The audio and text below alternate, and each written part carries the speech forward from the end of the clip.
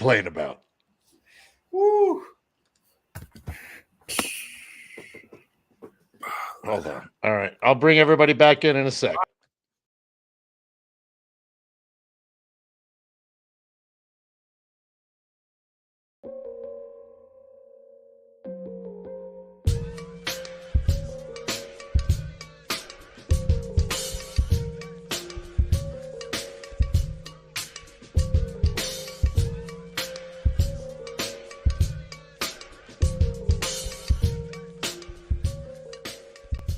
Yeah.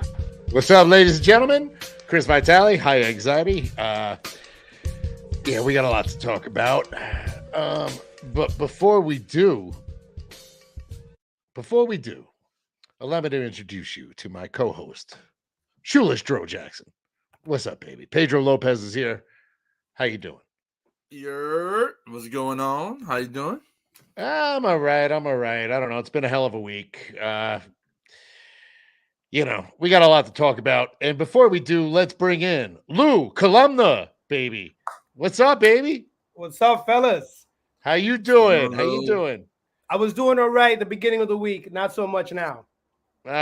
Understandable. And before we continue, what good is a show without a lefty reliever? Ladies and gentlemen, Wayne Franklin is with us. What up, sir? Hey, what's going on? That doesn't look like outside, Wayne. Didn't have the battery life left over. Wayne. What's going on, Wayne? Ooh, what's up? Wayne, do you know Lou? Back. Wayne, Lou. You know Dro. What's up, fella? Well, there's a lot up.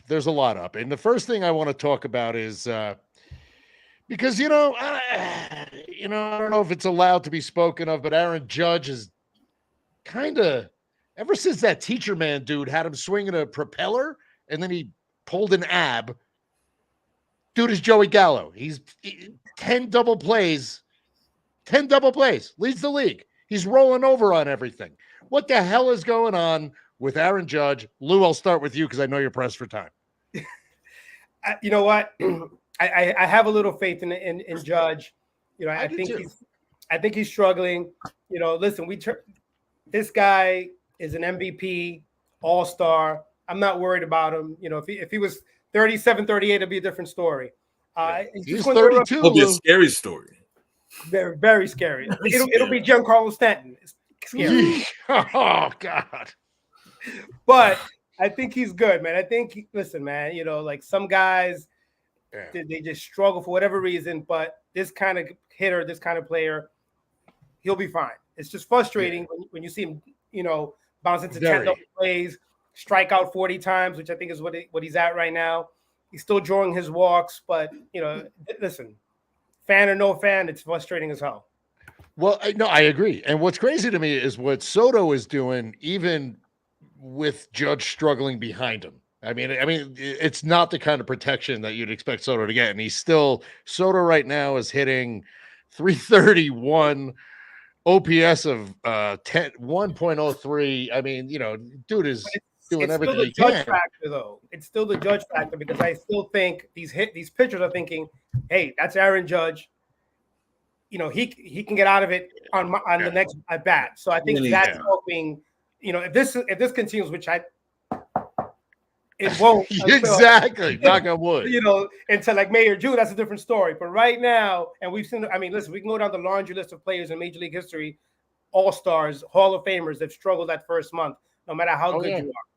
Oh yeah. Well, I mean, Wayne, did you play with Teixeira? Was Teixeira on the team when you were there?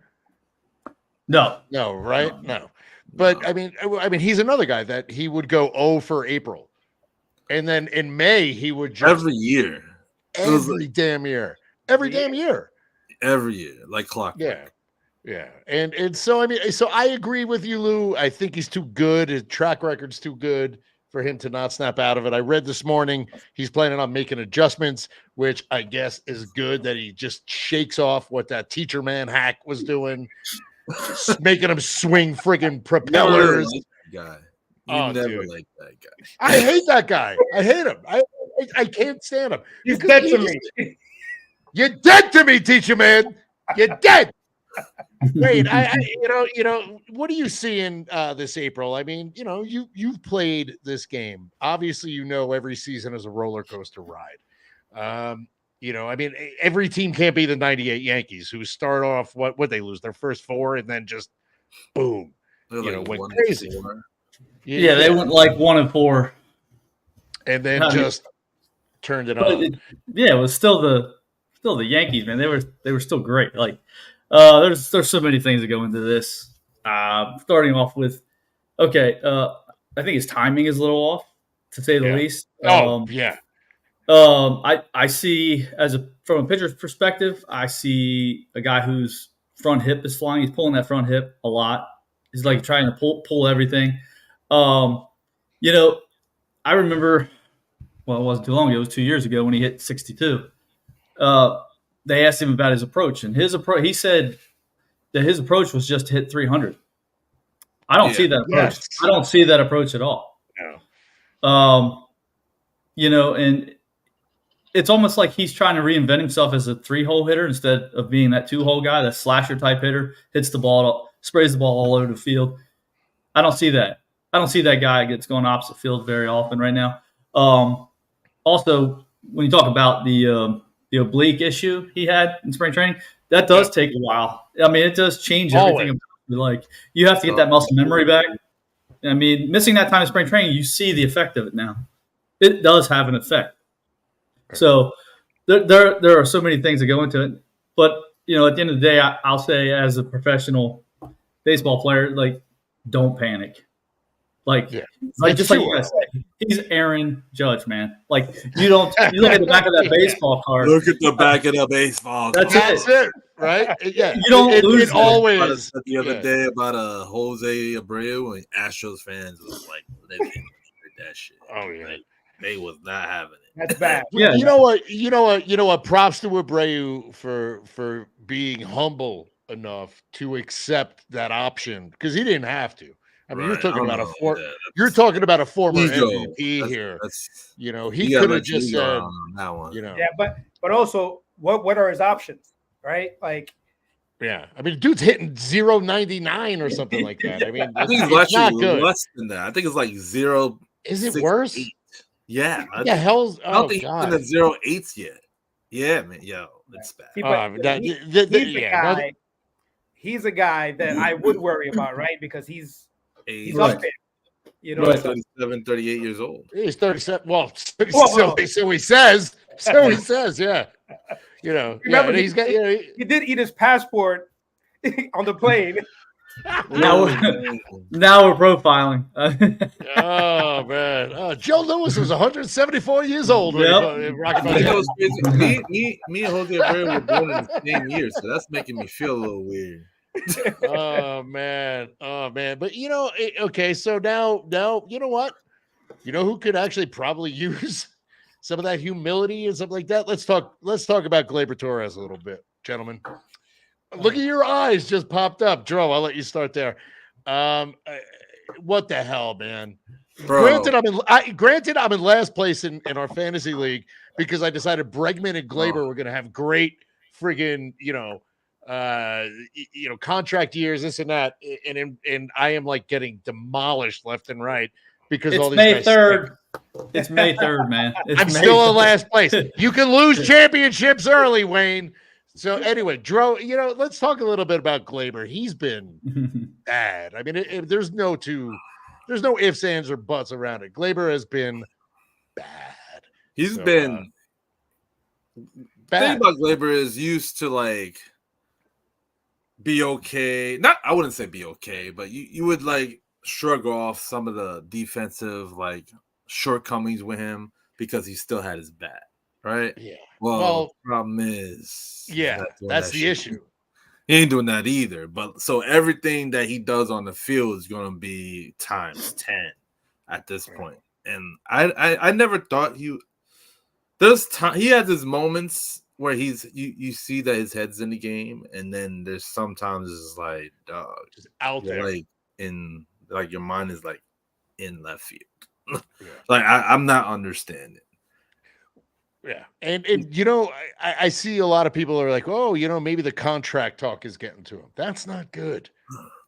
That's not good because if you remember, you know, when they were talking about trading him, and all of a sudden he slumped. If he's not built for that, man, maybe you're in the wrong business, brother. He might not be built for that. Or might be built for the wrong. Maybe he's not in the wrong town. Yeah, exactly. I mean, go ahead, Lou. Go ahead, Lou. Go ahead. Go. You know, I love Glaber. To Wayne's point, it's May 3rd, so I think Glaber will bounce back. The difference between Glaber and Judge, aside from the obvious, is that, you know, Glaber, he hasn't had that steady incline of every year he gets better. It's been a little up and down, and so just a down year for him, right? Who knows, right? That's scary. He's not, you know, listen, nobody's as good as they look when they're hot. Nobody's as bad as they look when they're bad, right? Yeah. And so I think Glaber will bounce back. What does that mean? Does he end up being a 250 hitter instead of a 270 hitter? Does he hit 22 instead of, you know, 28 home runs? You know, he's not a 35 home run guy anymore, right? He just got his first one the other day. Yeah. Yesterday. Yeah, yesterday. You know what I mean? So, you know, we'll see. But I think he'll be okay. But the one thing I do agree with you, Pedro, is that he does take out, you know, his frustrations onto the defensive side of the ball. And that's frustrating. Because I tell my kids in Little League, I accept physical errors. I don't accept mental errors. Yes. Yeah. There's a lot of that with Glaber right now. That's the thing. It's like snowballing with Glaber at that point. It's the mental, it's the physical, and that's on both sides of the ball. 100%. And a lot of people have an issue with that, especially, you know, and he's had that whole label. You know, a lot of people like to use the word lazy. You know, those. They said that about Robinson Cano too, man. I don't buy that. I don't buy into that. Cano's not lazy. I play with Cano. I played with him. Like, I mean, he made everything look easy. He was so good. Exactly. He was silky, man. He was just smooth. He was. I mean, really easy play. I mean, Wayne, did you ever worry if somebody hit a three hopper out to second base if he was behind you? You knew he was making the play, right? Who, Cano? Yeah. Oh, yeah. Of course. That was the guy is smooth. Hey, you remember when everybody said Eric Dickerson half-assed it when he ran? The guy was flaunt. I mean, that's the same comparison right there. That's your analogy. Just makes it look easy. Yeah. Wayne, that's all it is. At this level that you've played at the major league level, when you hear other people, you know, and I mean other people, I mean media saying, "Hey, this guy's lazy," you know, what are your thoughts on that? Because to me, when you get to the level that you got to, you're not lazy. There's no way you're lazy. I mean, so what is it? Is there a disconnect? You know, obviously, you know, we know that it's predominantly with the Latin player, right? And is that to your point?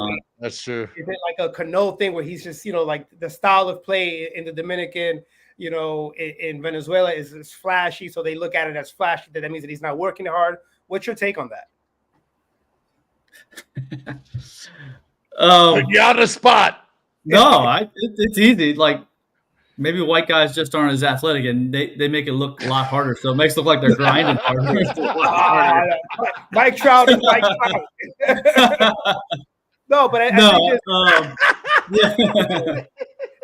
One man can't jump situation going on. That's what it is. Like, we make it look good, man. It's just. Like... But I just don't think that you're in the major leagues and you're lazy. Like, I don't buy that. Like, no, it's impossible. You know, my first question. Impossible. I got a question for that. My first question. Somebody says he's lazy. I'm like, okay, now I need you to elaborate on that. Like, in what ways do you mean he's lazy? Lazy work ethic? Lazy? I think it's just lazy to call somebody lazy. I think it's very lazy. First of all, like, yes, it's a good point because you're right. It is lazy to call somebody lazy. It's like that's coming in like half-assed. That's a half-assed statement, and it's like that you have no ground to stand on with that. It's like, but you know, back to the statement about how Glaber takes it out on defense. Well, that's not just unacceptable. That's unprofessional. So that's where he'll get the criticism about that. Like, it's one thing to get criticism from the fans or from the media, it's another thing to get criticism from your peers or your coaching staff. Like that's the last thing he wants to do. And when is he a free agent? After this year. This year. I don't think he's lazy at all. Then I think he's not frustrated is one thing. Maybe he's frustrated, and sometimes you do. I mean, we're human. We are human beings. That's why we play baseball. Because if we were all perfect, we would need to play the game, right? It'd be no need. It'd be boring. So that sometimes goes out there, and that's something you have to catch yourself with. And a guy like Judge, who is the example out there. I mean, he that's why he's the captain. And I just think it's like you just can't keep good players down. Like Glaber's not all of a sudden, but he's younger than Judge. I mean, he's still in his 20s, for God's sake. Yeah. He's not. Yeah. He's not even. He's just now like starting to get to his prime.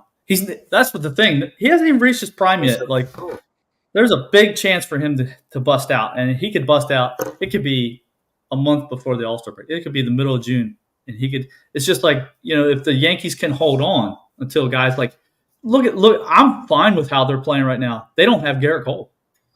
If they can hang on to where they are and then get Garrett Cole back and have Rodon pitching like the way he is, and have the whole staff being the way they. Yeah. Okay, and then their offense is holding on until Judge, and they got Judge and Glaber down right now, like not doing their thing, and they're right there, right, a game out of first. Okay, I'm not worried. Sixth offense in the league. Yeah, I'm not worried about them. They'll be there. Well, always back of the baseball card. But, I mean, what are we seeing out of this offense where they went into Milwaukee, scored 36 runs in 3 games. Mm-hmm. Then they go into Baltimore, score 6 over 4.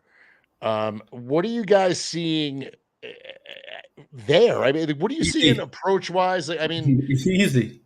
I mean, look, okay, Corbin Burns, we know what Corbin Burns is. Grayson Rodriguez, solid pitcher. But what about the other guys? I mean, they could have put some of those at bats look non-competitive, man. Who's the 2 guys? Who's the 2 guys that have owned the Orioles in the last few years? The guys we just talked about. Glaber. Yeah. They moved the damn wall back because Glaber's 2019. Bro, they moved the wall back 40 feet and then because he almost gave Gary Cohen a coronary. Yeah. I mean, I don't understand. They moved it 40 feet and then they added the wall height for another 7 feet. Like they reverse City fielded. Yeah. That's a good point. That's exactly what they did. They did exactly what they got what City Field got rid of. But you know what, guys? They bullied the Orioles into moving their shit back. Before I run, I will say this. To Wayne's point, you scored all these runs against Baltimore. I mean, against Milwaukee. But guess what? If you go into the next town and they got their 1, 2, and 3 pitches lined up and they're studs. Oh, yeah. Well, I mean, again, like I said, Grayson Rodriguez is he's no joke. I mean, that kid's a stud. Night and day teams too. Yeah, and Corbin Burns is a stud. And then the other guy who looks like he should be teaching yoga on friggin' Venice Beach. What the hell's his name? Dean Kramer or whatever? He does. He looks like one of those, yogis on Venice Beach, like, with his little man bun and whatever. How do you not hit him? Come on. Sorry. Like, I get Corbin Burns. I get Grayson Rodriguez, but come on. No, they're not. It's Soto apparently hates that guy for some reason. Yeah, for some reason. Who does? Hey, Juan. Soto doesn't like him. Like Soto, I thought Soto was gonna run out there when he stared him down after he hit that bomb off of him. I get it, Juan. I don't like him either. So there you go. We're good, bro. We're good. But Lou, do you have to run? Is it that time? Run, fellas. Well, listen, I want to say thank you to Lou Columna for popping in for 20 minutes. I know, it was quick, it was short, but it was beautiful. It was like exactly. He's like the Shane Spencer of high anxiety over here. The Shane Spencer. But Lou, thank you, brother. Hey, look, hey, if your meeting goes quick, jump back on. I'm on. we might be here for a while. Exactly. Adios, Lou. Thanks for jumping on, bro. You got it, guys. Take care. Later, brother. I just realized I never changed out of my Burt Blyleven shirt. I noticed that shirt. I was going to bring it up at some point in the show for sure. Yeah, it's true. It's true too. But yeah, no, this is the Burt Blyleven fart special, only available on the Ball 9 Swag Shop. Boom. Well, it's like, I like making these shirts. We do the Dave Parker one, the me and the boys, we're bopping, and then then this, and then the Louis Tiant, and yeah. But in any case, all right, let's get back to the roller coaster ride that was the Yankees April. It's a little nuts. I'm looking at the numbers right now. Soto obviously is doing Juan Soto things. I can't believe he's hitting 331 with Judge hitting 197 behind him. And I know people are going to complain batting average doesn't matter. Bullshit. Yes, it does. And because everybody knows the same thing we do. Everybody knows the same thing we've been saying. Judge is dangerous.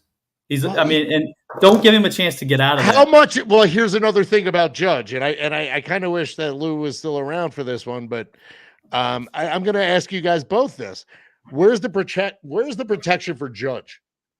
That's my point. Do you remember earlier this month I said maybe they need to switch those two around for a little while? I said that to you. Yeah, but then there's no protection for Soto. But I mean, you know what? I think Soto doesn't need it. He's too good of a hitter. Doesn't need the protection that Judge does. Exactly. He's more like Lou Gehrig. Like Gehrig was Babe Ruth's protection. Yes. Who protected Lou Gehrig? That was a hell of a condom, I'll tell you that. Wasn't it a hell of a condom?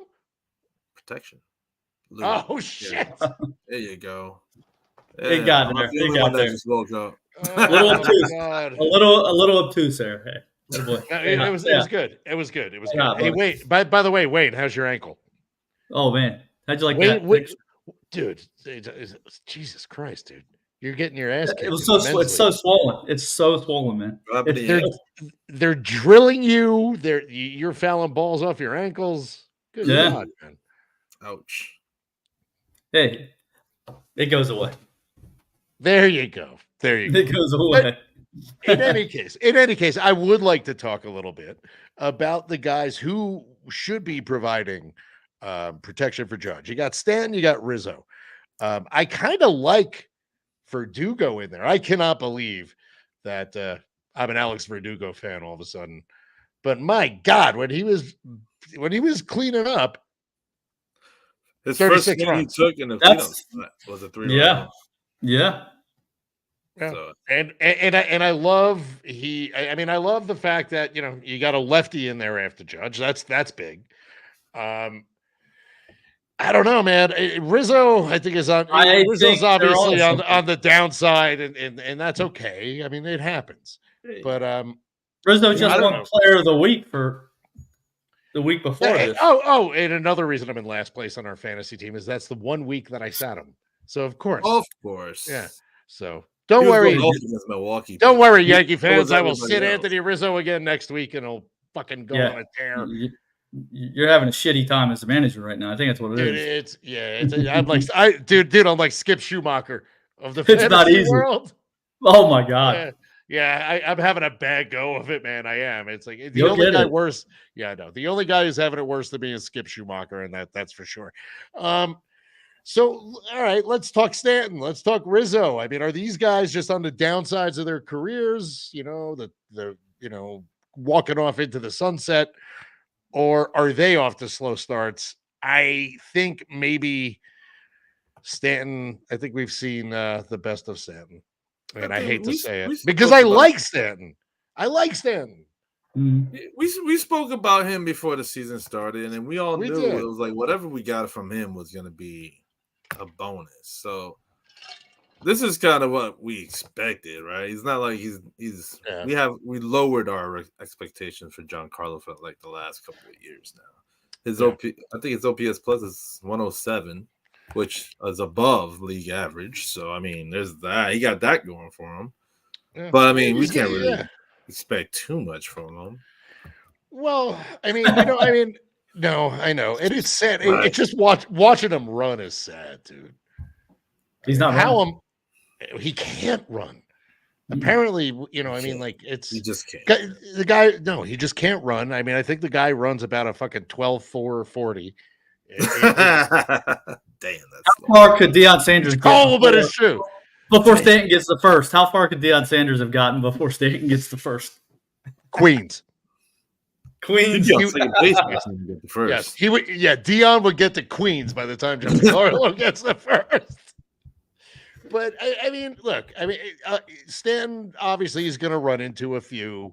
That's just kind of what his game is now. I mean, he's still swinging at that damn slider down and away. That's just never gonna. Yeah, he's gonna. I mean, he's just a pure guess hitter now at this point, isn't he? What do you guys think about that? I think he's been a guess hitter for a long time. Yeah, but now it's just that's it. Because when you could tell he's a guest swinger just by the swings, man. Like, I understand he's dealing with some nasty shit out there, but like there's some swings where it's just like he's thinking he's getting the fastball, bro. That ball broke like 3 feet off the plate. It bounces in the other batter's box. Yeah. It's just and he looks like me out there sometimes. I mean, like you can stick me out there. The scariest part about Stanton was last year the dude couldn't catch up to a fastball to save his life. Well, that was the alarming part. Is that he's cheating? He's cheating on him, and hit a fastball. I'm not talking like 97, 98. I'm talking about like 94, 93. Yeah. And he's having problems with that. That's the thing. I mean, well, they would elevate it on him, and then there's absolutely no way to do it. Wayne, I'm going to ask you, how would you pitch Giancarlo Stanton if you had the chance? Just like you guys just explained. All right. Well, that was easy. Yeah. Wayne Franco, ladies and gentlemen, thank you. No, you don't make. There's an old rule for pitching. You don't make adjustments until the hitters do. Yeah. I mean, the hitters dictate what you're throwing to them, right? I mean, yeah. I mean, so would the situation. So would the score.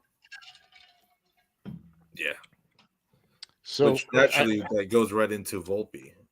Well, that's where that was my next thing. And right into that. He's hitting something like 182, in the leadoff spot. He was kicking ass at, batting sixth, but I mean, adjustments. Adjustments. Do you think? Okay, so here's the thing about Anthony Volpe. He's obviously got the tools to eventually become a solid leadoff hitter. I don't know if that time is right now. I'm going to ask both of you guys, do you think he is pressing at all, just trying to set the table and trying to, maybe trying to do a little too much? Because it looks to me that his swing is all of a sudden reverted back to last year before the chicken parm. So pre-chicken parm days. Yeah. I mean, like, somebody get this man a sandwich. That's all I got. Somebody get him a freaking sandwich. But I actually looked on not Instacart, Postmates earlier, and I was going to send some chicken parm to the clubhouse. All about Postmates. Yeah, but I know Joe Kakuza would have eaten that fucking thing, so it's all right. All right. So, what do you see with Volpe? Where do you guys see this going? Do they move him down? Do they possibly put Verdugo in the leadoff spot? Wayne, I'll start with you. I think they put now. If we look at it this way, they had Verdugo in the cleanup spot at the end of the Milwaukee series, correct? The entire Milwaukee series. Yeah, and Judge had a pretty good series. Yes. That's why they had Verdugo there. He was good protection for Judge because he's swinging a good bat. So Judge is getting – so I think you leave him where he is. Volpe, I don't know. I don't know if he's more of a one-hitter or two-hitter. I don't know if he's a two. That's what I'm saying.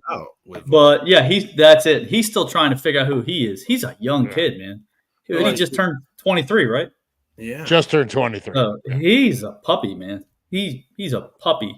I mean, he's not a Juan Soto type of prodigy as a ball player, as a hitter, professional hitter. Guy's all world defense, so he's going to save runs as many as he's going to score or drive in. Probably, he's going to make up a lot of runs that way. But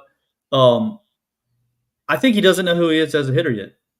I just don't think he has that idea of what he is or who he is as a hitter yet.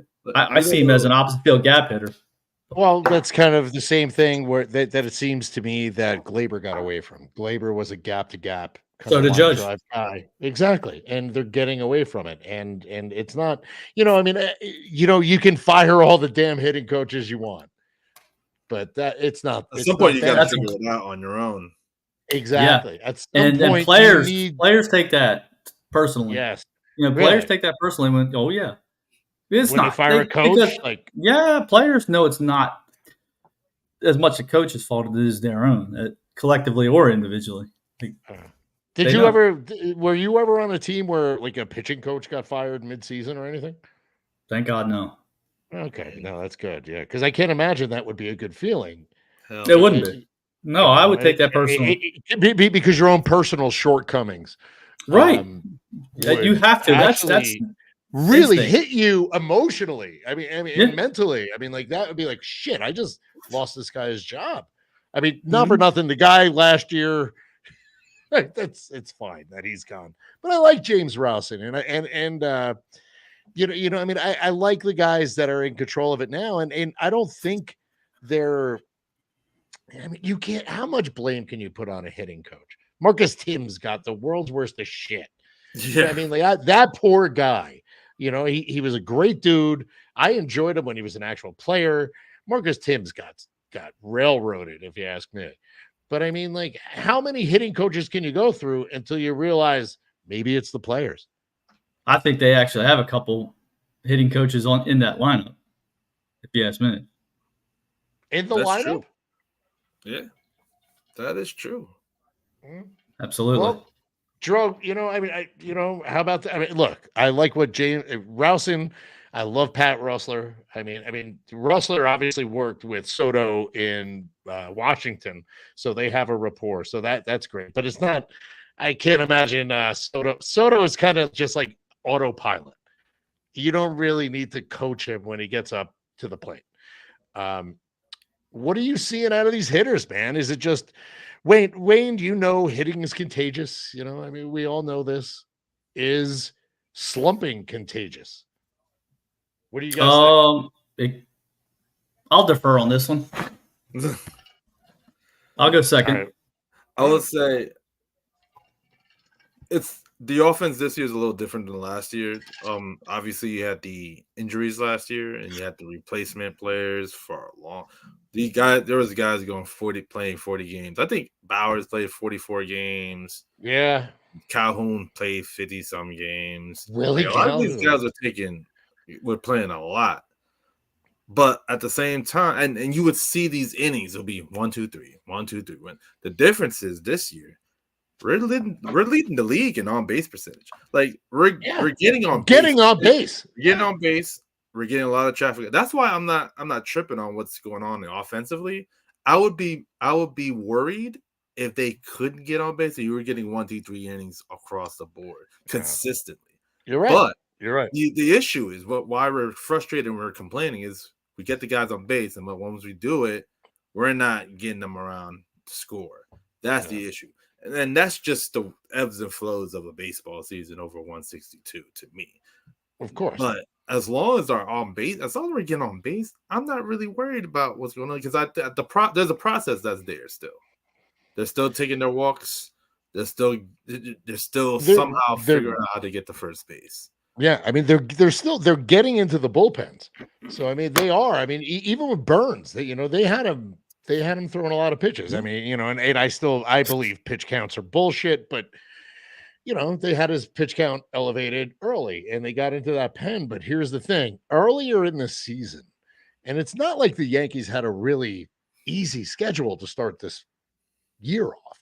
They had a pretty, the Marlins are the Marlins, but but they. Aside from them, it seems to me that earlier in the season they were getting those situational hits and they were driving guys in. They figured out a way. What happened? That's my question. Wayne, what the hell happened there? Well, you can't always take away from the offense. Maybe sometimes give credit to the guys pitching against them. Well, sometimes you got to tip the cap, of course, but I kind of made a bold statement last week. If you remember, like I thought Oakland was a lot better than people gave them credit for, and I think they're a lot better than people are going to give them credit for. They have great arms, great bullpen, and I mean the Orioles. Well, the Orioles are one of the picks to go to the World Series. So, do we expect the Orioles to just roll over? No, not at all. No, and Milwaukee's a decent team. Milwaukee's not mind you, as good as people think either, but the Orioles, they're not bad. The lineup that the Orioles is a great lineup, and look what the pitching. Yeah. That's what I was going to say. Like Schmidt was great. No, Stroman pitched really well. Clark Schmidt looked great. Luis Hill looked freaking amazing. Like he should, right? Yeah. And who was he going up against in that game? Exactly. Yeah. Exactly. Now, Luis Hill, I mean, he's an interesting case to me. Just because, I mean, that's his stuff is there. The raw talent is there. You know, I mean, he's a kid, so he's young, but if he puts it together, man, that's a huge addition to this 1 through 5. rotation. 1 through 5, they're legit. Well, now here's the thing: when Cole comes back, I want to ask you guys this question: who the hell's going to the pen? I think it might be Nestor, but that's me. I don't think he's going to the pen. I mean, he obviously somebody has to go to the pen. Somebody has to. I think Luis goes to the pen. I mean, I don't know if I like. I think that would impede on his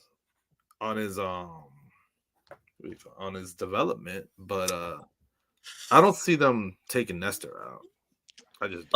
I think it might be. I do. I don't see Clark Schmidt going. Clark Schmidt's been too consistent. Schmidt's getting better. Probably one of the most consistent pitchers in the game. Yeah, and that's what you need out of a starting pitcher. That's what's going to come down to it.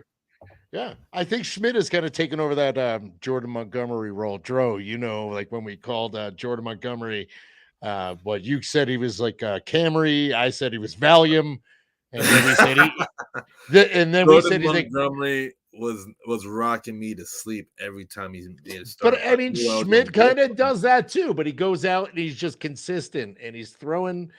I mean, he's a nibbler. That's what I call Jordan Montgomery, a nibbler. Well, he nibbles a little. He does, you know. I mean, but I mean, it's look. Obviously, Cole once he comes back, frontline guy. Rodon, Stroman's a nibbler though, really well. He is, but absolutely Stroman, is. Stroman, I like that Stroman pitches the contact, but when he is kind of missing his spots, that can get a little dicey. He won't give in ever. He never gets in. But I like Stroman. He's not a guy that likes to throw down the heart of the plate. He likes to. He'll corners, man. Well, again, he's pitching the contact. He wants you to make weak contact. Yep. You know, I mean, but he's not giving in. That's the thing. I love that about Stroman, man. I really do. I mean, but he's a nibbler. He's a nibbler. He is. By definition, he's a nibbler. But I just don't see. I think Heel has shown way too much to go to the pen, and I really think it's going to be Nestor. And honestly, that might be the best place for him. You could see a trade. You could see a trade. What, Nestor? You could. What do you know that we don't know? I don't. Hey, I don't. I just know that I've been traded twice and didn't see it coming. All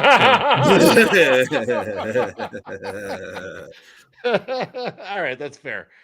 That kind of thing would make me wonder, like, if they would trade from that. Would you think that would be they're trading from a position of strength, like because they have Luis Heel, they have Luke Weaver, and then what the beater kid? Beater, you got that makes me think, well, who would they be trading for? What's their needs? They don't have a first baseman. That's what you need, unless you get away for DJ. These idiots in Miami have no idea what they're doing. Just get Luis Arias. Why the hell not? Oh my God! Don't say that. What? That they don't know what they're doing because they don't know what they're doing.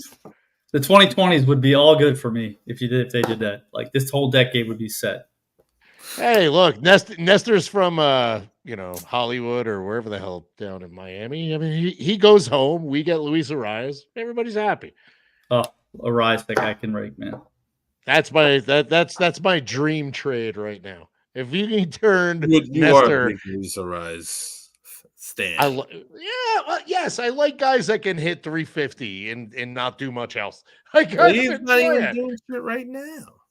Can I got a little Yeah. wrinkle to throw out there. What? What do you got? Who is so excited to get Jason Dominguez back in there? Oh my God. I am ready. I'm ready. I'm ready. Like I Get that was kid going to back. bring him up earlier in this. Get that kid back. When it came to who should we have behind a different Judge, I didn't want to put pressure on a 21-year-old. Oh, you're right. Throw his ass right behind Judge. They did it. They did it. They did it last year. They did do it last year, and Mhm. I'm thinking he's the answer come September. By September, he's the guy I agree. possibly hitting behind Judge. That's all you got to do. Yeah, and there's the protection And he's for a Judge, switch and hitter. that makes the entire top of the lineup way more potent.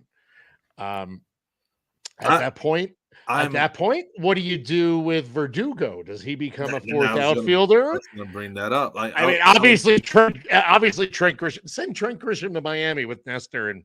No, you DH the Martian, man. We're let also him rest that elbow. We're assuming Yeah. there's no injuries, by the way, right? We're just that's not a thing. And we know with the Yankees that's not a good idea. It ends up working itself out usually with the Yankees because there's always going to be somebody that's going to get hurt and go down on the IL. So that I won't worry about that until it's time to worry about that.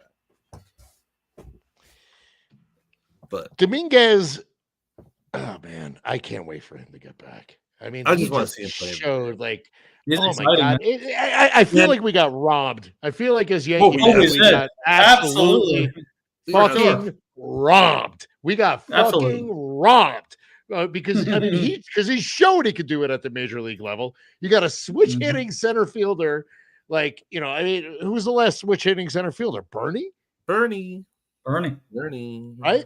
right? I mean, also one of the most underrated Yankees of all time, but one of the most underrated outfielders of all time. Period. He played with Bernie. Did Bernie ever play the guitar in the clubhouse? Hell yeah. Did he? It was probably welcome too. Yeah, he's good, man. No, I know. He's a Grammy winner. I know.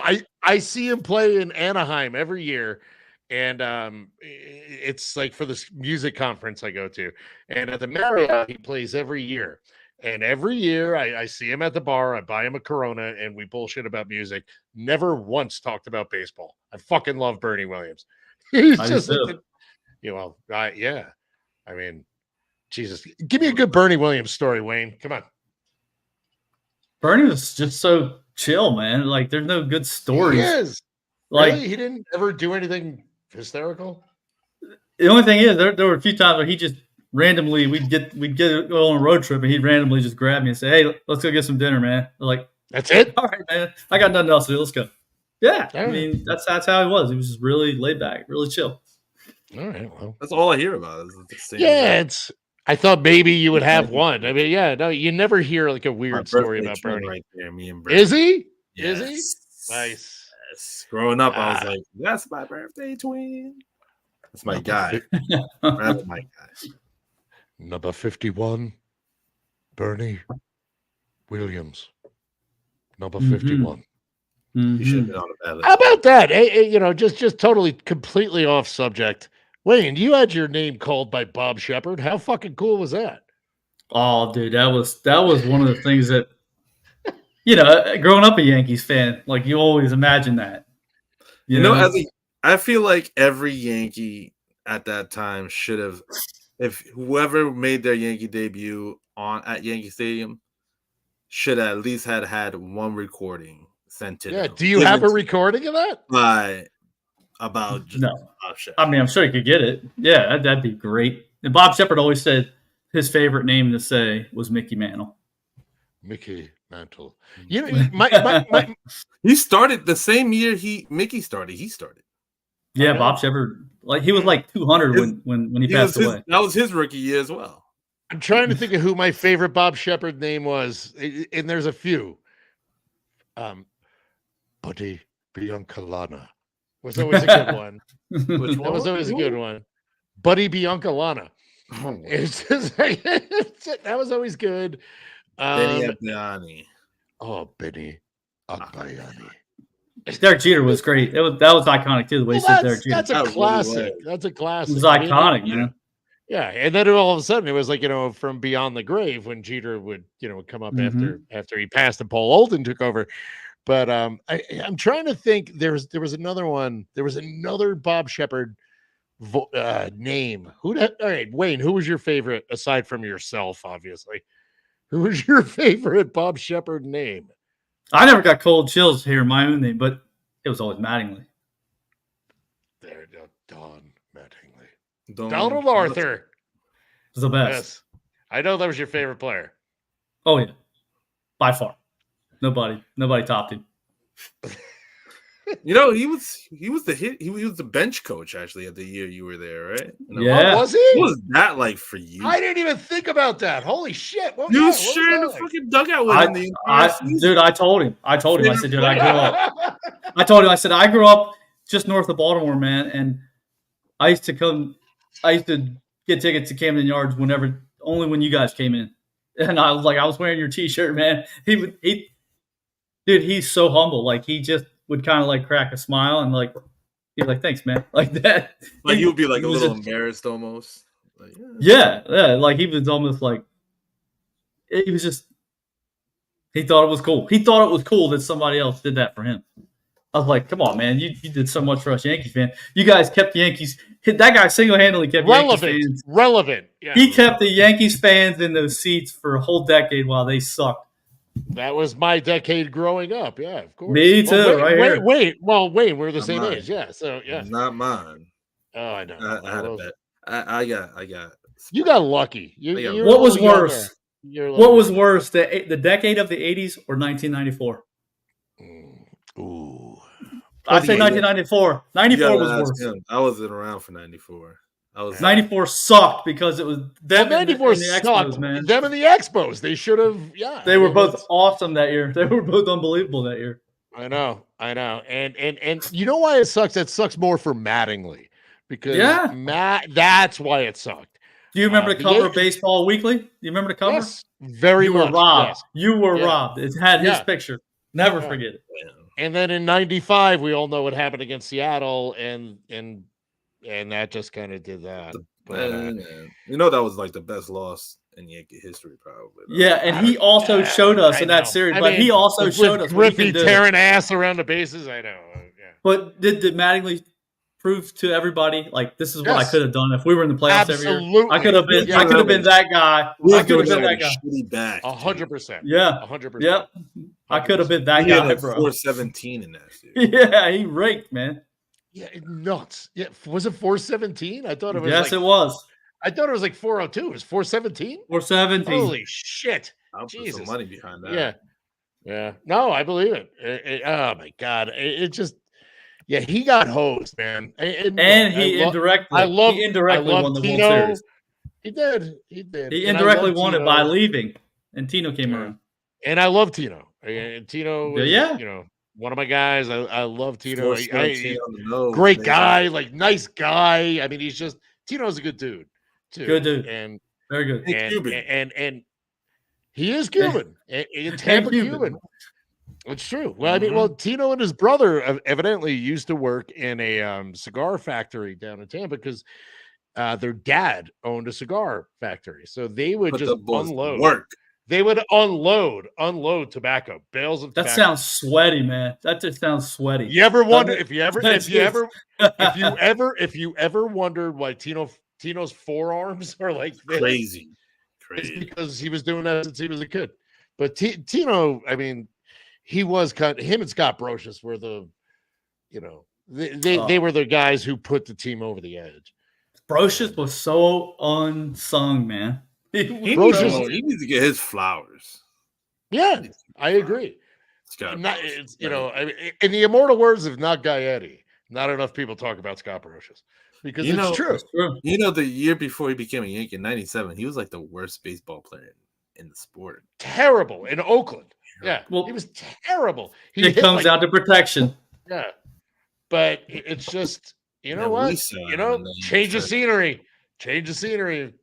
And imagine you got you just wound up on a team like that Yankees team, the 98 Yankees. Because who was the third baseman? Boggs and Charlie Hayes. Boggs and Charlie Hayes. And in 96. And then I love Charlie Hayes. I love Charlie Hayes, man. Charlie Hayes always looked like Fife Dog to me. I don't know. I love that guy, man. He's so laid back. We were teammates in Houston. Did you play with Charlie Hayes? Yeah, I love that guy. He's so laid back. Mm-hmm. I'll never forget him making that catch in 96. And I was in a band. You always remember your first. Dude. Oh, no, it's true. It's true. I was still in the band at that point, and we had just played a show in Atlanta, and that made it worse. I actually went on Yankee stage. Shit? Dude, I wore my Reggie Jackson jersey. I wore a Yankee hat. I had dudes throwing fucking beer bottles at me. It was great. And then I ran off the stage as soon as the set ended. And on the tour bus, we had the little shitty TV at that point, because it was, 1996. So on the tour, I'm a 22-year-old kid. And so I run out to the fucking tour bus. I watched the final 3 outs of that game with Wetland and the whole fucking thing. And then all of a sudden, Charlie Hayes does that. I run back onto the stage in Atlanta where our guys are still taking our stuff off the stage, still dressed as Reggie Jackson. I pick my singer up and I hug him. And I apparently jumped on the mic and said something I shouldn't have. I said, "Take that, you bunch of fucking X! The Yankees are the World Series champions!" And needless to say, we had to get out of Atlanta quickly. But I endorse that behavior, by the way. Thank you, Joe. I appreciate it. It's deserved. You just swept their ass out of fucking Atlanta too. Like, screw it. Yeah. Who cares? Out of there. Yeah, I did also realize how good my reflex responses were from ducking fucking beer bottles out. The Masquerade, Atlanta. The Masquerade. Learn more about yourself. That's where that was. Yeah, that's where that was. And we got the fuck out of there in a hurry because I kind of incited. I almost incited a riot, but it's okay. Why not? Know thyself. Know thyself. Shit happens. And then I did not know that there would be 3 more after that in 96. And then I just got used to it. And now I'm a spoiled old bastard who thinks they should win every year. Worst loss I've ever seen, 2001. What's the worst one you've ever seen? Dude, we're the same age. Yeah, it's got to be 2001, right? It's got to be the worst loss. How about 76? I was 2 years old, but I was 2. I don't remember. At that point, I was just I was just happy. I was just they got the brakes beaten off of them. Crazy. Yeah. It was the big red. The big red machine. It's not like they got. Yeah, they didn't lose to idiots. I mean, they lost to the. Come on.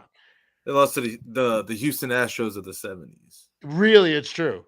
But my man David they did. Concepcion.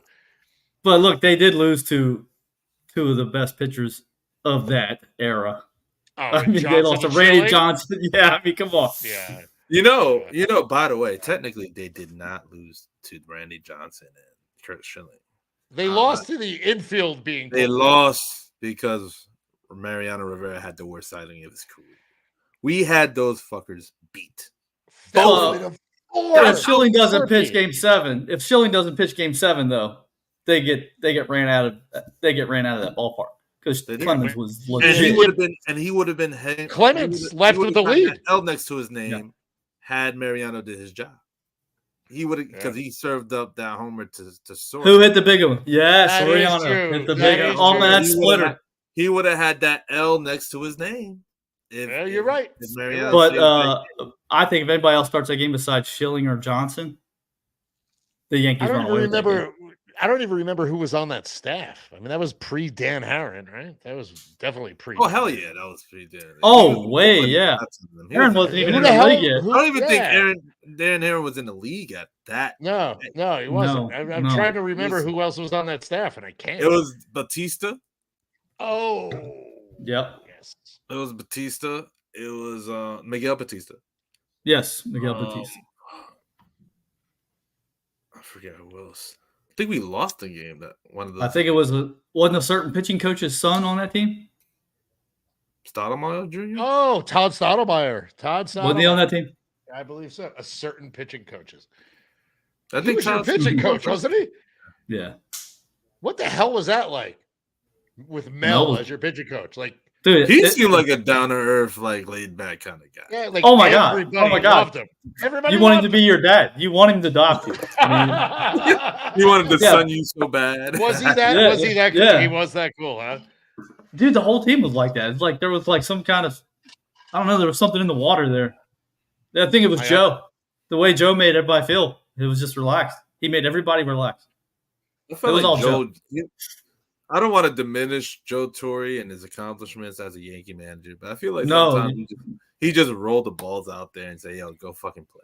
Whatever. It's a way. It's not the way he. It's not the way that, you know, he managed that. He didn't have to manage that. The only thing he had to manage was Ego. the personalities, the egos, and they were get guys to some. understand. Yeah. Oh, look at Paul O'Neill. I mean, Paul O'Neill. I mean, famously hated to be sat or anything like that or miss a bet. I mean, but you had guys buying in to everything Joe said. Like Wade Boggs would even take a seat to Charlie Hayes playing, stuff like that.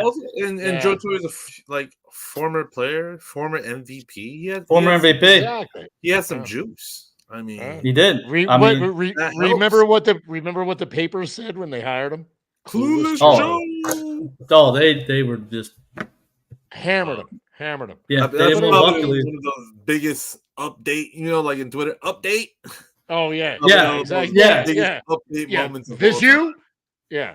Do you Did think you- any of those writers ever have a headline that says at the end of the year when they win the World Series, like writer eats crow? They don't do that. They don't do that. That was Bill Madden's. Was that That was Bill the- Madden? That was Bill Madden's Ooh. article. When it comes to newspaper, they don't Things don't age well. they don't make the headlines, but they do write the fucking articles. Yep. No, Yep. you're right. They do. Every time I think about Bill Madden, the Hall of Fame writer Bill Madden, I always think about that Clueless Joe article. Yeah. Like You got that one. You got that one on your ledger, brother. yeah. Yeah. You still snuck into the Hall of Fame with that one. Yep. That Great part. great call. Great That call. part right there. Keep going. I don't want to talk. Hold on. He's looking for headlines. Are you looking? No, I'm not. No, I'm bringing in a sports writer because why not? Yeah. Yeah. Oh, you wanna? Are you trying to stir the pot right there? Oh, I mean, If I'm you- just if saying. you're I mean, thinking what I'm thinking. I want some. I want to stir the pot. Yeah. Hold on. Let's see. Oh boy. No, keep talking. I'm just busy for a second. Just go ahead. We're too curious now, man. I am very curious now. I can't, he's like doing I'm not- something with AI or something. No. It's not Bill You just Madden. fixing about dinner. It's not Bill Madden. I He am got something with curious. AI or something going on with his Chat GPT. No, yes, I know. Well, here's another thing. Okay, well, all right, screw it at this point. Why not just keep going? Shit. Hold on. Anything All else right. we hit? Hold on. No, I'm out of my iced coffee's empty. I'm very upset about this. Oh damn! Oh darn! You Iced coffee? Darn! I got up at 5. And I needed a little something, and it's getting hot Why? out here in the desert. Why'd you get up at 5, bro? Oh, I went to sleep at 10. Maybe that has something to do with it. I'm always up at 5. Yeah. So yeah, I don't know. I work overnight, so yeah. Well, you work nights. It's different. All right. Doesn't So count. here's the thing. I want to talk a little bit. The bullpen. Somewhere you spent some time, Wayne, in Yankee Yes. Stadium. Got some experience there. What's going on with this Yankees bullpen?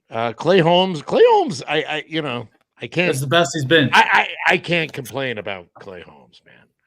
Mm-mm. I really can't. He's been excellent. He gives you a little bit of that David Robertson. I'm gonna get a little worried for a second, but he gets out of it. He's been so great. nasty. He's just nasty, man. He just is. Well, I mean, I forgot who it was. I think it was Brandon Hyde that even said, he's like, this guy's throwing a 99-mile-an-hour bowling ball, and then just like all of a sudden it hits you with the slider. You can't hit it. That's the size of an aspirin. Yeah, it's the size of an aspirin. Yeah, I mean, that's what it is. Yeah. So, I mean, I honestly, I think he's on pace for another all-star type of season. On pace, yeah. Well, guess what his ERA is, Chris? 0. It's 0. Like that's my 0.00. 0. There's That's 0.00. Okay, so I just thought of the greatest question. You're the bullpen guy. Bring it on. Okay, so now we're talking about this. He's on pace for 0, right? Well, so yeah, in the same way we think about Aaron Judge, we don't expect him to stay. Do we expect Clay Holmes to stay at 0? Like, no, we should, exactly. That's why we shouldn't panic. We shouldn't panic about Aaron Judge. I mean, it's the same thing. It's just in a different way. Yeah, it's just frustrating. It is, right? 4 or 5 weeks. Eventually, he's going to become Aaron Judge again. But man, when he becomes Aaron Judge again, dude, it's over. It's over, man. That's huge. That's huge. The record they have now, they're doing this with him, being shitty. Like, imagine they got 20 wins. Yeah, with him sucking. So, yeah. So I mean, look, and the way the Yankees are pitching, it only takes 1 3-run home run by Aaron Judge to just ruin a fucking game. Yeah, or a 2-run double. He's still gonna hit 35, 40 home runs. It's that close to just being like the Yankees could run away, like, and hide with their record if Aaron Judge was Aaron Judge. Like, they'll be far and above everybody else record-wise. They will explode. They'll be the best team by far in the game. And that's without Garrett Cole again. Yes. Every 5 days. That's the thing. I mean, I can't say enough about what this rotation has done, man. Like, with the rotation really there's a lot of 4-game winning streaks to be had. Yeah. Just on it's just the rotation, the bullpen. I mean, everybody's done their jobs.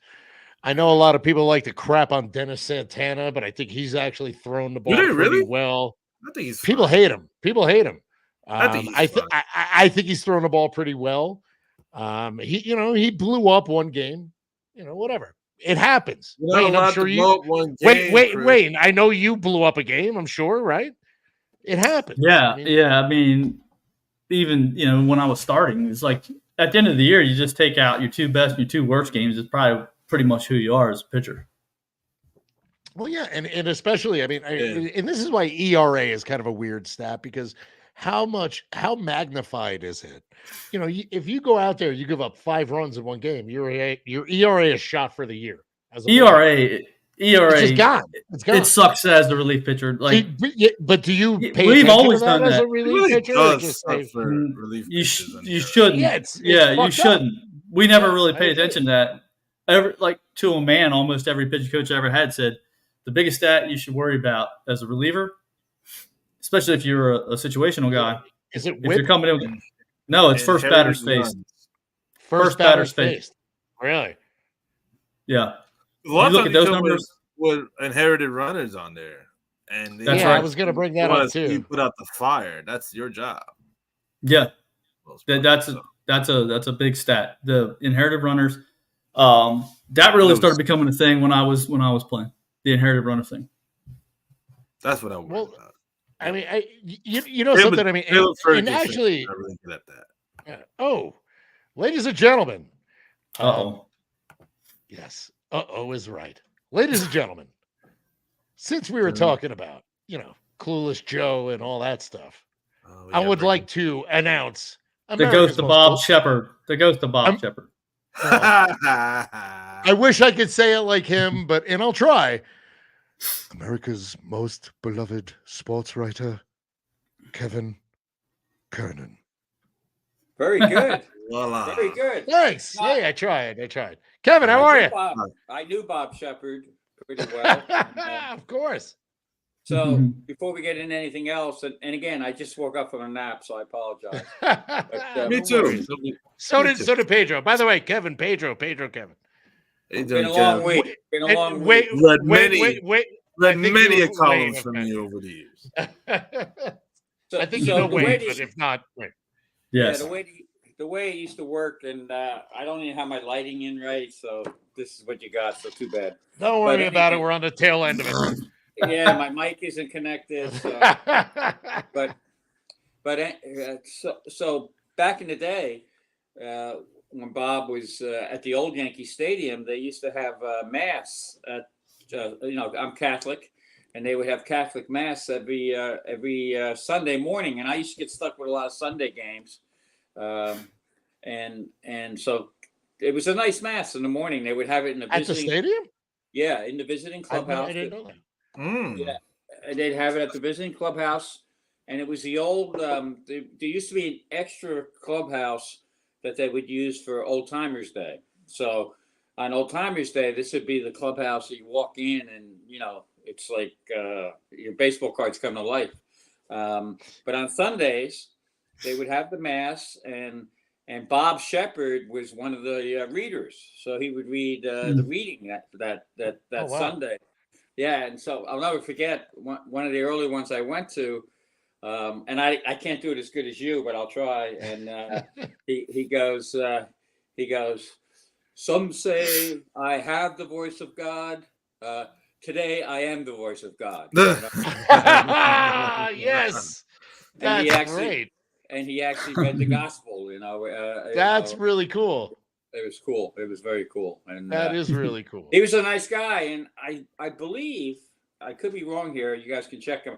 We don't have Rocco, who would really call me out, but Bob, for many years, I think, lived on a converted tugboat too. He's a fascinating guy. Fascinating. Really? Guy. Yeah. Interesting. Yeah. Very interesting guy. So. Interesting. No, I know. I remember being a little kid going to Giant Stadium, go to a Giants game, and he used to do the Giants football games as well. Right. Yeah. Tackle number 56, Lawrence Taylor, number 56. Well, it's like I'm Maurice so Carthon. Yeah, I'm so old that it's. I went to Yankees Stadium when the Giants played there, and it would be. Oh, wow, man! It would be tackle Andy Robustelli, stuff like that. So, Sam Huff, truly a legend. Greatest guy, nicest guy in the world. Yeah. I used to sometimes, back, maybe I'd help out. A lot of times, if people wanted to get into the business or whatever, or there was a charity event, and I would give him a little quick tour of the club of the press box, and we'd always peek into Bob's booth, and he'd say hi. And Michael Kay was very good about that too. Michael would always bring people in. Awesome. And stuff like that. So that's the thing of baseball, and you guys know it. It's more of a brotherhood. It's more of and that's what guys miss all the time when you have the former players on. It's really it really is a clubhouse atmosphere that's. Unfortunately, I think in some ways, I'm watching the games now, and I was just talking to 2 or 3. Jim Cott sent me a note today, not to name drop, but Jim Cott, Kitty. Yeah, and Kitty does a little bit of a podcast where he's taking a few weeks off. He's just not, he's so fed up with the game and the mistakes being made left and right, and I know. Old man yelling at clouds, but this is a thunderstorm. This is more than clouds. And the teams that play well, and I will, since the Orioles played well this week. They did. They really did. Agreed.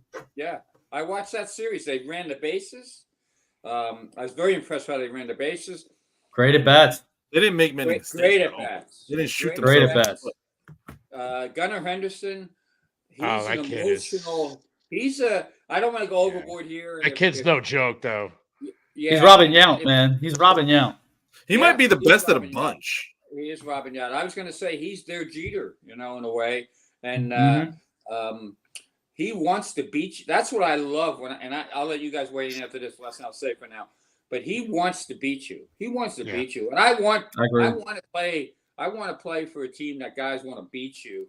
And they were fired up. And hats off to the Orioles. They not only had the draft picks, they finished last all the times. And it's gonna be hard. You can't do that again now because of the way they set things up. But for the most part, they got guys that are ball players. So. Good for them. Well, they really hit. They really hit on their picks too, Kevin. I mean, that's the thing. They actually, it's like, okay, we got it. It's like we got Adley Rutschman and okay, let's clone him 5 times to get 5 more blonde kids with mullets who can hit. I mean, it's really, really, really crazy how they did it. And great point. I'm gonna jump in there. Mullet may be the answer. Ball players with mullets maybe are throwbacks. Maybe. See? Oh God, 93 Phillies, man. Was that the Darren Dalton mullet? No, Dalton. Yeah, Morandini. That was the Bob Shepard name I couldn't remember. Mickey Morandini. Morandini. Yeah. Hey, how did he say Tiki Barber? How did he say Tiki Barber thing? That would be great. That would be great for him. Oh, number 21, Tiki Barber. Barber. But no, Kevin, you're absolutely right. And look, I mean, I was kind of hoping the Yankees would come away with a split in that series. Obviously, a split would have been a win. Split would have been great. Exactly. I think everyone thinks, everyone would have signed up for a split in that series. The offense did not show up again, aside from Juan Soto. That is the Orioles. That's credit to the Orioles pitching. More than anything. Obviously, I said it earlier. I'll say it again. Corbin Burns, we know what he is. Grayson Rodriguez is another stud in the making. I still don't believe that Dean Kramer guy should be a pitcher. I think he should be teaching yoga out on Venice Beach. If you look at him with his little tan and but you know what? He showed me something. I was in. He was good. He was good. Gutsy. It wasn't the first time he was good against us either. Yeah, he rose to the occasion a little That's bit. right. It's almost like he finally got over that a little bit. And the other thing was Grayson Rodriguez. I think he wound up with a shoulder, didn't he? Is he on the IL now too? Yeah. Is he? He went down. Yeah, I didn't know that. No, I didn't know that. Again, that could be something just precautionary, whatever. But he's a Dan Duquette guy, so Dan got. Oh yeah. Yeah, and let's not forget with Dan Duquette, he brought some little pieces in there as well, and and I'm sure you guys addressed this already, but Rodon didn't. Rodon had no location. I mean, he laid an egg. Yeah, I see so many middle this year across the board, not just Rodon. Everybody. Middle, breaking balls, middle, fastballs, and guys are hitting them. And then I got to hear that this is the best pitching we've ever seen. This is the best hitting we've ever seen. BS. That's what I'm saying. No, they all stink. Capital bullshit. All caps bullshit. I made the mistake of saying that exact thing yesterday on social media. Which I was like, this is not the best pitching we've ever seen. This is the worst hitting we've ever seen. Exactly. It is. And oh God, I got more. I can prove that. Why is this the worst hitting we've ever seen? Though? I can prove that. I just think it is. I can give you one game from that series. I think that's a good question. Why is it the worst hitting? And I think one of the reasons it is because guys don't have the right approach. I would just be sitting middle. How many times do we see so many guys? That's the approach.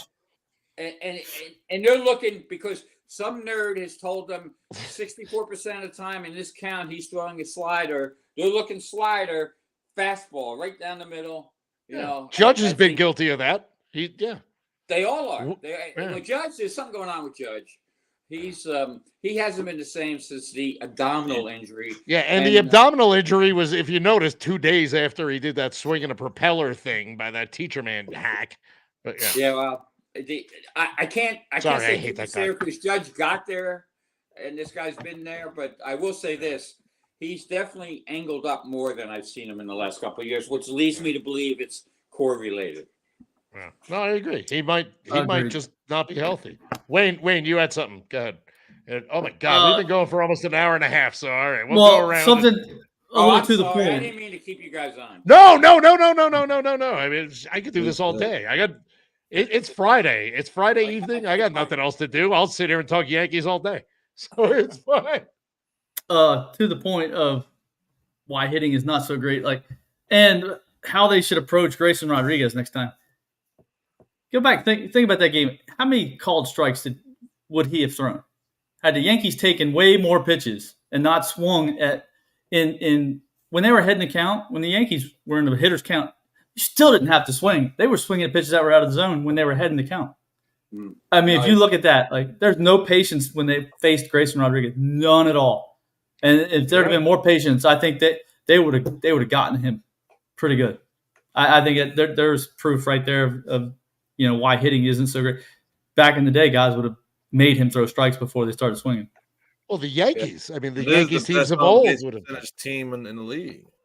Mm-hmm. Sorry, Joe. Go ahead. This is the best on base percentage team, Which is still crazy. And they see more pitches. They see more pitches than anybody. Oh. Why not? Why not make that kid work a bit?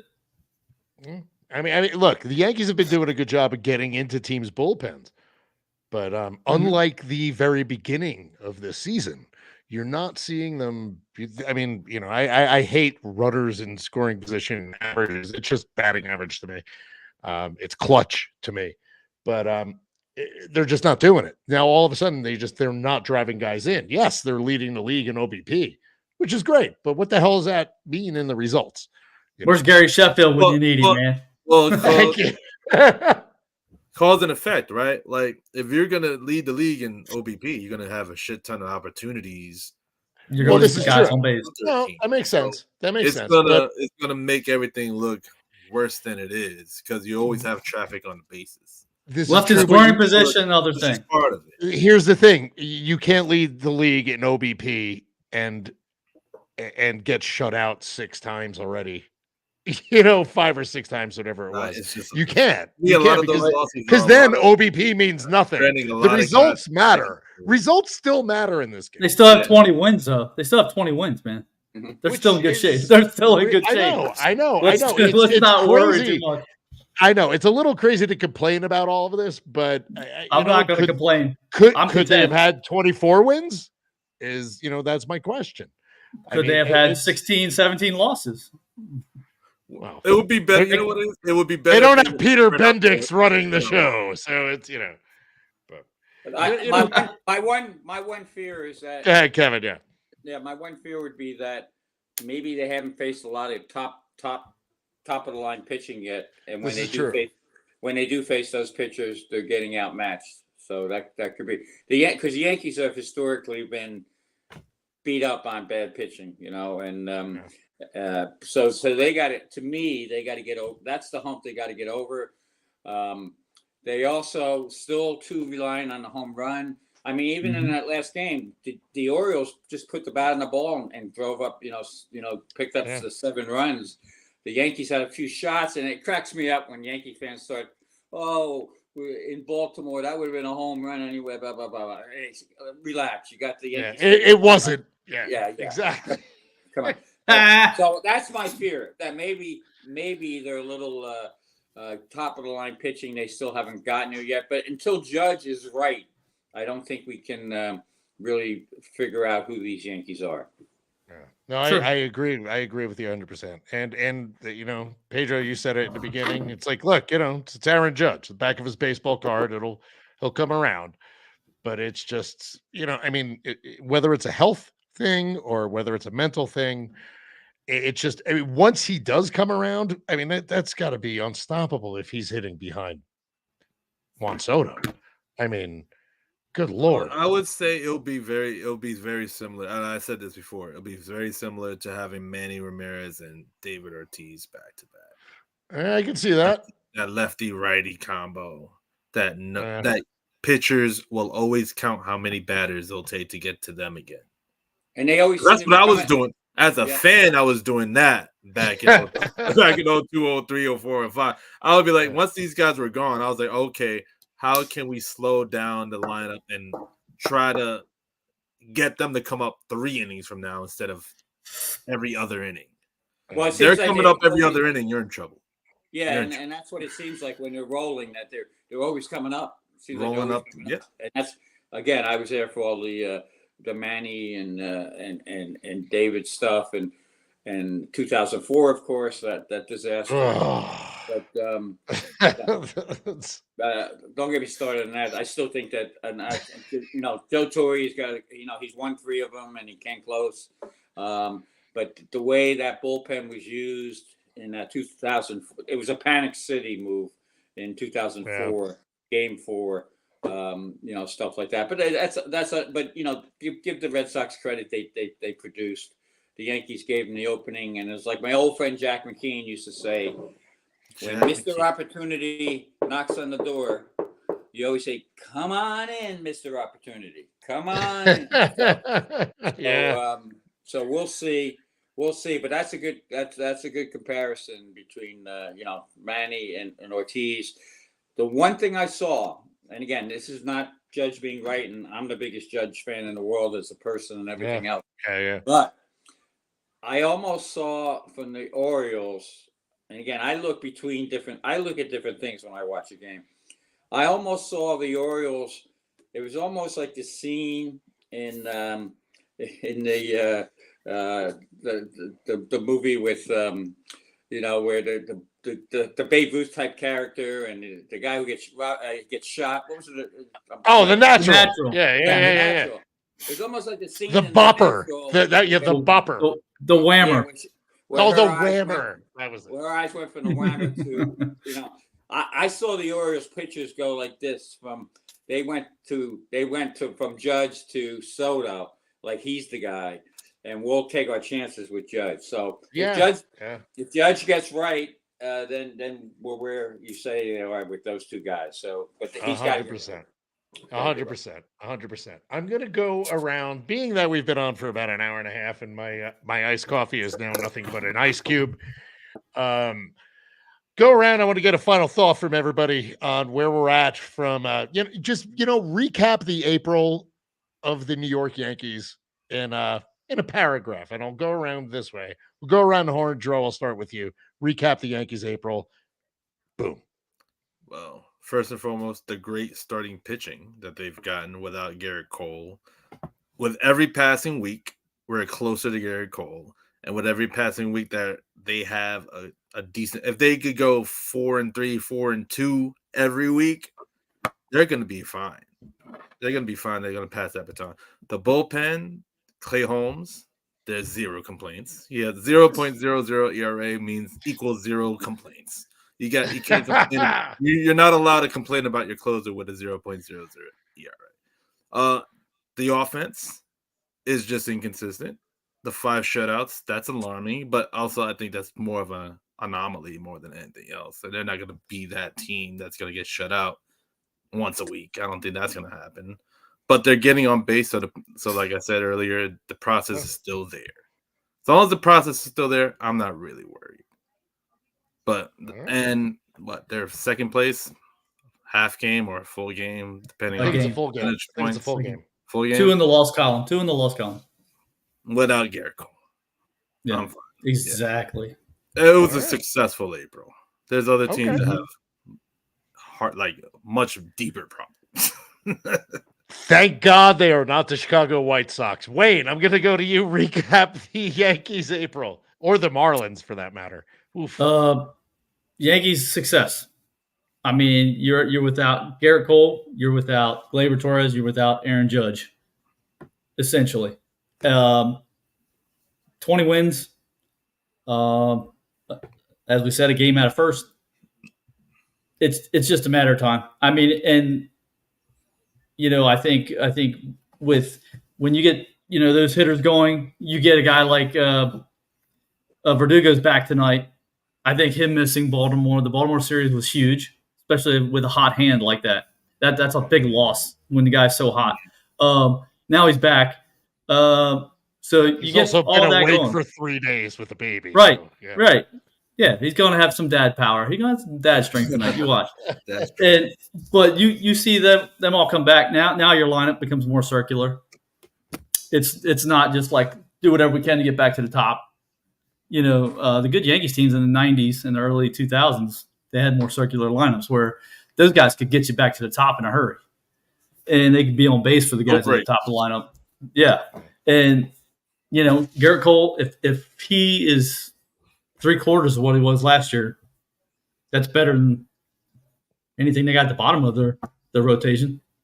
So, a very good month, and it was a great way to hope to stand your ground until those guys get ready and are ready. I could dig that. I kind of like the fact that the fact they won 20 games after, without Cole and with guys not hitting and That's right. Judge hitting under the euchre line as Kevin has coined it. The fact that they were able to do that, and they didn't have a really soft schedule. No. They had kind of a So I think they did they did all right. So last but not least, I'm going to go to America's most beloved sports writer, Kevin Kernan. Yeah, I'll keep it short. Come on, what's your April? Yeah, I'll keep it short. I think the biggest thing that happened. Well, I'll do the negative thing first. The negative thing is Glaber is still in Glaber world. I don't know where he is. And I really think he's really pulling him down quite a bit emotionally. It happened in the last game when he made that stupid error. He's got to wake up. He's got to no other way to put it. He's a talented young man. He's not as young anymore. But he is talented. Right. He's got to play well. He's got to take some of the pressure off. But to me, the biggest thing that happened physically, it was obviously Garrett getting hurt. I'm always scared when they hurt their we're not going to know. Like, don't pay attention to any of the updates that say, "Oh, he's feeling good. He's throwing light talk." He's not going to know until he cranks it. When he cranks it in a game, and then he comes out of that game, and then maybe the second game, then we'll know. He'll be fine. But you can't pay attention to anything right now because it's not going to. If it's inflammation, it can go away. They can treat it. But if he cranks it and it happens again, then it's a problem. So I'm going to hope that it's not a problem. That he's maybe he'll stay away from the pitches that actually hurt his arm, because that's the one thing with the Yankees. They have most of their guys throwing too many pitches in my eyes, and it's too much of a science experiment sometimes. Go with the pitches that work. I think you saw that a little bit. Rodon cutting back, but the biggest thing I think that happened was. And Juan Soto, to me, had something to prove because it didn't work out in San Diego. He assimilated very well in Yankee Stadium. Very well. If you can, he almost looks natural, as a Yankee now, fits there. Pat Rossler, the assistant batting coach, had him in Washington. I've talked to Pat about it. Pat was very excited to get him back again this year. Keep things simple. I think he. In a lot of ways, nobody talks about it, but I think Pat Rossler's had a great influence on Soto getting back to being Juan Soto. Sure. And a familiar face helps. Yeah, he's going to show up in the playoffs. So I think that already the Yankees way ahead of the game from last year. If this team's going to be in the playoffs, and Pedro, you mentioned Clay Holmes. He looks even better than last year. Yeah. He seems more upright to me. He seems more. He's got the ball, the breaking ball, and he's got the deadly sinker. But he's got something going on. Downhill, man. Yep. He looks a lot more confident, a lot healthier. So confident, You got a closer and you got a superstar. To me, that's the two big takeaways from April that really are really shining at this point. So they're in great shape. Well, I love Agreed. it. I love it. And we said all of this without mentioning Luis Gil, by the way. Oh, this is true. He's the. I was gonna put. I wrote his name down, but I forgot. But he's figuring it out too by not walk. Why walk these guys? Exactly. Don't give too much respect. Exactly. Go after him. And I mean, he was the best fastball in the team. His stuff is there. I mean, his stuff is there. The talent in that arm is there. It's just once he puts it together, I mean that's a top flight guy. I mean, he's like closed the gap with Cole being down. He absolutely huge, been huge. I just realized my old high school buddy Sean McGranahan asked, "Do you guys feel the batters are trying too hard to clear the fence? What happened to the fundamentals? Get them on, get them over, get them in." The answer to that one, yes, Sean. So yes, Sean McGranahan. The answer is yes. I want to say thank you to everybody. Luis, who's not here anymore. I mean, he's not dead or anything. He just, he had to go. Sorry, that actually came out wrong. But no, I'm Chris Vitale, Pedro Lopez, Wayne Franklin, AMBS, Kevin Kernan joined us. Ladies and gentlemen, this has been High Yanxiety. We'll be back next week because there's always something to talk about, right? Especially, hopefully something good, nothing bad. Especially with this team, I don't think it's too much to ask. In any case, gonna go out with the music that I wrote in Boston the day David Cohn threw a perfect game, and the guys in the band wanted to kick my ass. Here you go. So, thank you, ladies and gentlemen. Adios. Yeah.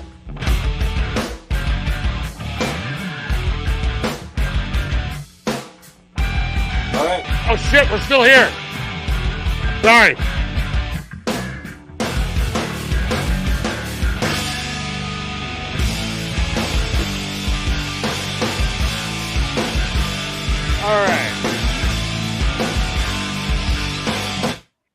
All right. Yeah, that was actually funny. That was the day Yogi came back, and I was on a plane for that, and I was upset.